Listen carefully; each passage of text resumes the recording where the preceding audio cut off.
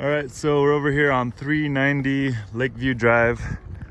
This is Jesse and Familia here with High Performance Earthworks. We're checking out this driveway installation that we're looking at, that we're already contracted to do on a time and materials basis.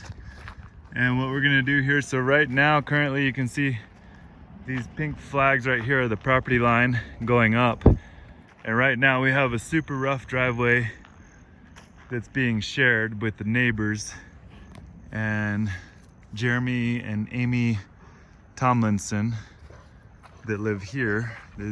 Jeremy and Amy Tomlinson are our customers.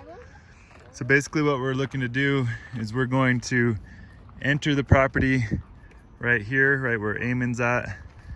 And we'll have a nice kind of turn in here.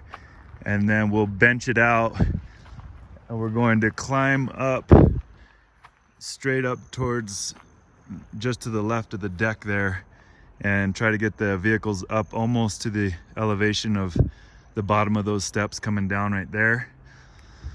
And we'll build up the downslope edge with boulders that we can pull from right here, as well as we'll devegetate and see what kinds of boulders we can unearth that are native there in the ground. And we can also pull some intermittent boulders from here along this edge here, but none of the ones that are set in into the earth.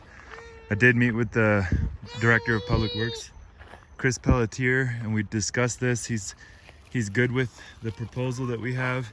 Didn't mention anything about pulling a permit or about doing any kind of culverts or anything of that nature.